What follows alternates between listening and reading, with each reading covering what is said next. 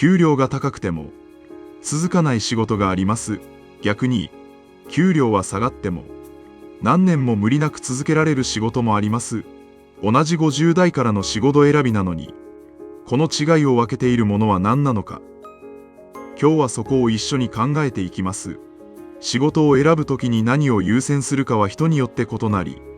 正解が一つに決まるものではありません。この動画では、給料以外の視点で見落とされやすい判断材料を絞ってお伝えします。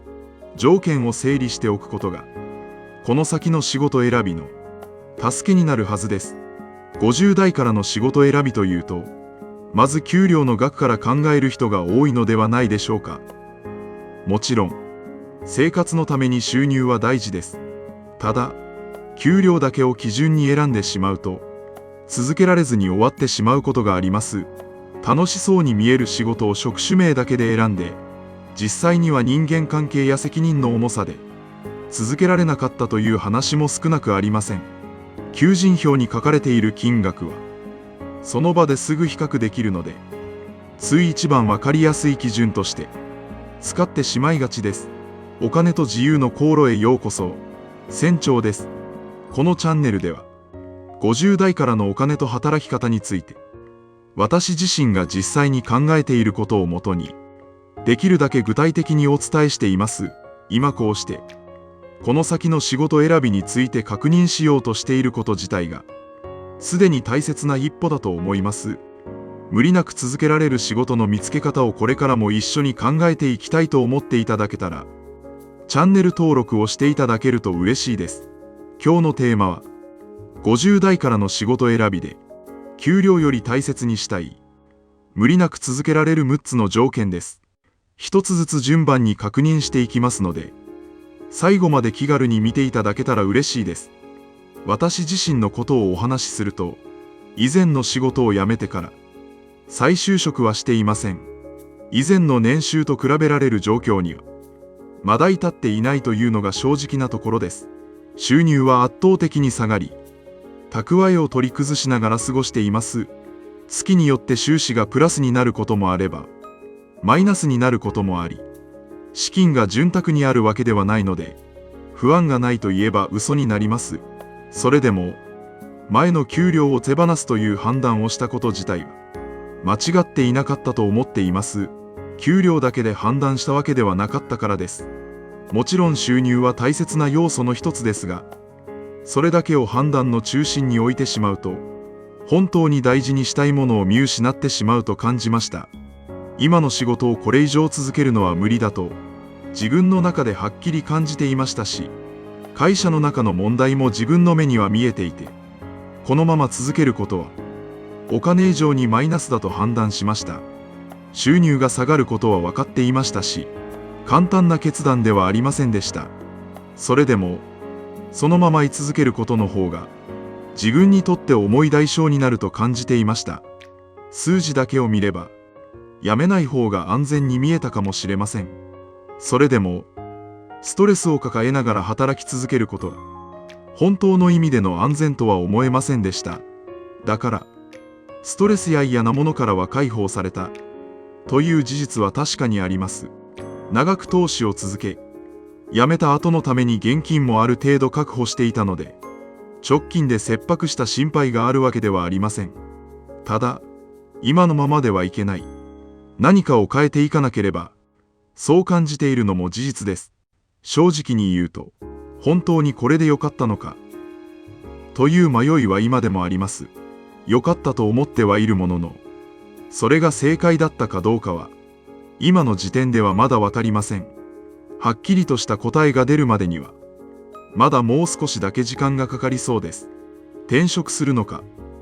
どこかに就職するのか、それとも今やっていることだけを進めていくのか、方向性はまだはっきりとは定まっていませんし、結果が出ているわけでもありません。ある程度は方向性を絞っていかなければとは思っています。もし皆さんの中にも、給料と続けやすさ、どちらを優先すべきか迷ったことがあれば、一言だけでもコメントで聞かせてください。ここから、給料だけで仕事を選んでしまうと、なぜ続かなくなるのかを、一緒に整理していきます。給料の金額は求人票を見た瞬間に比較できます。だからこそつい一番わかりやすい基準として使ってしまいがちです。ただ実際に仕事が続くかどうかを決めているのは金額そのものではなく、その仕事の中身です。同じ職種名であっても働く場所によって人間関係や責任の重さ、体への負担、拘束時間は全く違います。逆に職種名が全く違っても働きやすさの中身が似ているという仕事もあります。つまり職種名で仕事を選ぶという発想そのものを一度手放してみる必要があります。給料という数字は仕事の中身を写す鏡のようでいて、実は中身の本の一部しか写していません。求人票の金額欄は誰が見ても同じ数字ですが、実際にその職場で何が起きているかは働いてみるまでわからない部分がほとんどです。だからこそ金額以外の判断材料を自分の中に持っておく必要があります。50代からの仕事選びは20代や30代の時とは前提が違います。これから何十年も勤め上げるという発想ではなく、残りの働ける年数をどう納得のいく形で過ごすかという発想に切り替えていく必要があると感じています。体力や気力にも限りがある中で、無理を重ねて短期間でも得尽きてしまうよりも、自分に合ったペースで長く続けられる方が、結果的に得られるものは大きいのではないでしょうか。私は、やりたいことだけをするのは難しいとしても、やりたくない仕事を我慢して生きていくのは、ナンセンスだと考えています。身を削って我慢し、お金のためだけに生きるよりも、多少収入が減ったとしても、やりがいを持ってストレスをためずに生きていく方が、私は良いと思っています。無理なく楽しんで働けることが、一番大事なことだと感じています。ここからは、給料以外に確認しておきたい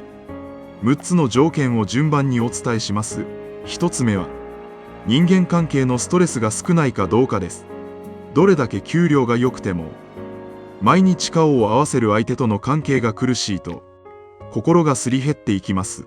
面接や説明の場では一緒に働く人数や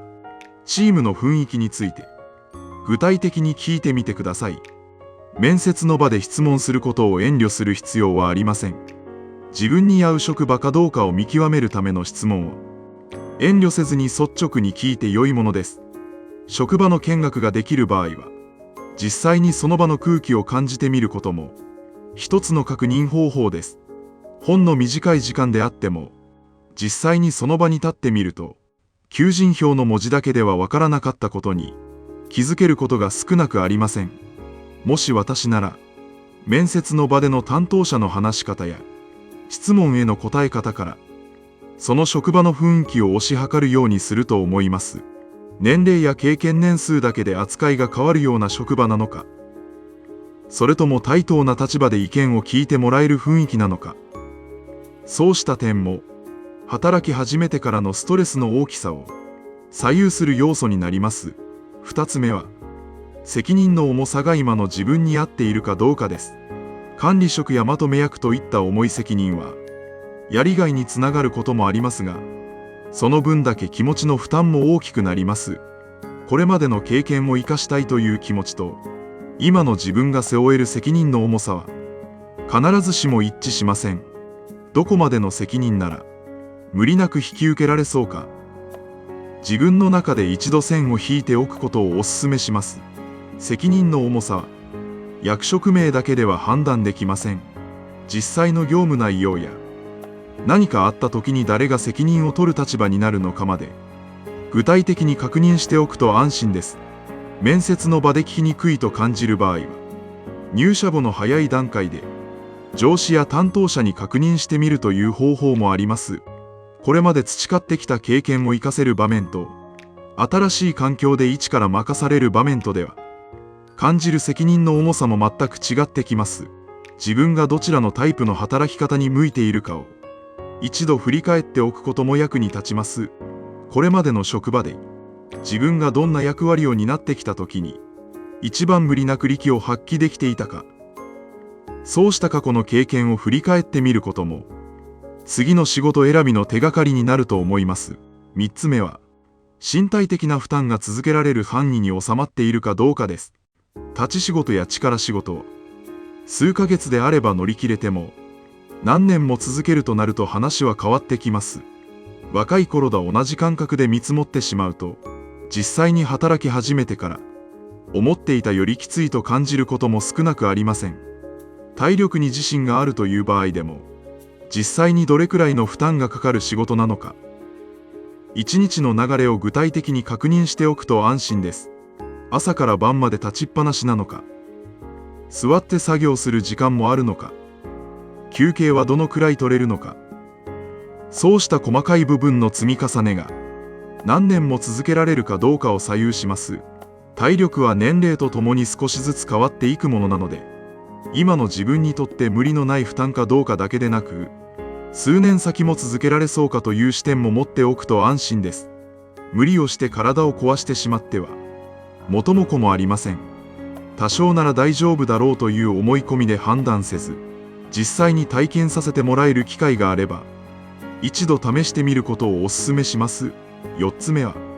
拘束時間や働き方に柔軟性があるかどうかです。勤務日数や勤務時間、急な予定変更への対応のしやすさは、生活の余白そのものに直結します。家族との時間や、自分の体調を整える時間まで、仕事に取られてしまうと、続けること自体が辛くなっていきます。シフトの融通が利くか、急な休みを取りやすいか、こうした点も、事前に確認しておきたいところです。通勤にかかる時間や移動の負担も、拘束時間の一部として考えておくと、生活全体の余白を見積もりやすくなります。働き方の柔軟性は、求人票の勤務条件欄だけでは分かりにくい部分でもあるので、面接の場で実際の運用について確認しておくことをお勧めします。5つ目は、生活を保てる範囲まで、収入をどこまで下げられるかを、自分の言葉で説明できるかどうかです。これは私自身、今まさに向き合っている悩みでもあります。収入がない期間がどれくらい続きそうか、毎月かかる生活費はいくらか、税金や社会保険料はどれくらい必要になりそうか、こうした項目を一つずつ自分で書き出し、計算してみることが、何よりの近道だと感じています。面倒に感じるかもしれませんが、一度書き出してしまえば、その後の判断はずっと楽になります。紙に書き出すだけでも、頭の中だけで考えている時とは、見え方が全く変わってきます。一般的な目安の金額をそのまま当てはめるのではなく、自分の家計に合わせて、一度数字で確認しておくことが大切です。数字で見えると、判断がしやすくなります。収入が下がった時に、真っ先に見直せる支出はどこか、逆に譲れない支出はどこか、そうした優先順位を自分の中で整理しておくと、実際に収入が下がった場面でも、慌てずに対応しやすくなります。収入をどこまで下げられるかという問いに、正直なところまだ自分でも、はっきりとした答えを出せていません。それでも、一つずつ数字として書き出してみることが、漠然とした不安を整理する助けになります。老後資金の見通しをざっくり確認できる、お金と自由の航路ナビという無料ツールを公開しています。年金や生活費、貯蓄や退職金などをもとに、今のお金が何歳頃まで続きそうかを目安として確認できますので、気になる方は概要欄から覗いてみてください。6つ目は、これからも必要とされる仕事かどうかを自分の目で確かめられるかどうかです。これも私自身が今まさに悩んでいる部分です。AI をはじめとした世の中の変化によって、どんな仕事が残り、どんな仕事が減っていくのかは、正直なところ、はっきりと言い切れる人はいません。先のことをすべて言い当てることはできませんが、だからといって、何も考えずに選んでしまうのも危ういと感じています。今の仕事の中で、どの部分が人にしかできないことなのか、どの部分が今後変わっていきそうなのか、そうした視点で今の仕事や検討している仕事を一度眺め直してみてください。これまで人にしかできないと思われていた仕事の中にも、少しずつ変化が入り込んでいる部分があります。反対に、効率化が難しいと思われていた仕事が、これからも変わらず必要とされ続けることもあります。すべてを正確に予測しようとするのではなく、自分の中で、これからもやっていけそうだと思えるかどうかを、判断の軸にしてみることをお勧めします。自営を選ぶのか、転職を選ぶのか、今やっていることを続けるのか、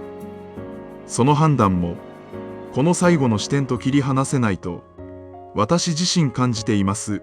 一つの職場や一つの仕事だけに頼らず、複数の収入の柱を持っておくという考え方も、これからの働き方を考える上で選択肢の一つになると思います。これまでのやり方に固執せず、今までとは違う形の働き方も含めて、柔軟に考えてみる姿勢が、これからの時代には必要になってくると感じています。長年培ってきたやり方への自負があるほど、新しいやり方への切り替えは、気持ちの面でも簡単ではないかもしれません。新しいことを学び続ける姿勢が、これからも必要とされる自分でいるための備えになります。年齢を理由に諦めてしまうのではなく、小さな一歩からでも試してみることが大切だと感じています。ここまで6つの条件をお伝えしてきました。人間関係のストレスが少ないか、責任の重さが自分に合っているか、身体的な負担が続けられる範囲か、拘束時間や働き方に柔軟性があるか、生活を保てる範囲まで収入をどこまで下げられるか、これからも必要とされる仕事かどうか、給料も仕事選びの重要な条件の一つです。ただ、金額の大きさだけで決めるのではなく、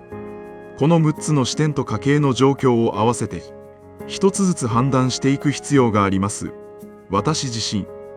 今日お伝えした視点の一部を判断材料にしながら、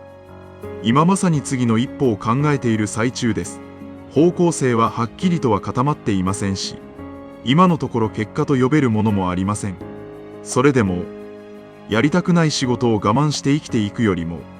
無理なく楽しんで働ける道を探す方が、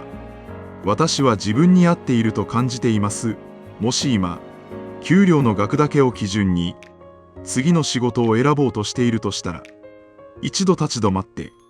この6つの条件を自分に当てはめてみてください。正解はすぐには出ないかもしれませんが、それでも一歩ずつ進んでいくことには意味があります。私自身、焦らず、自分自身のペースで進んでいくことが大切だと感じています。それでも、条件を整理しておくことは、この先の選択を考える手がかりになるはずです。一つずつ確かめていくことが、遠回りに見えても、実は一番の近道になるのではないでしょうか。一人だけで悩まず、家族や信頼できる人にも話しながら、考えを整理していくことをお勧めします。今日は仕事選びという、正解が見えにくいテーマにここまでお付き合いいただき、ありがとうございます。今回の内容が参考になったら、高評価で応援していただけると嬉しいです。今日の内容が、これから仕事選びを考える誰かの参考に少しでもなれば幸いです。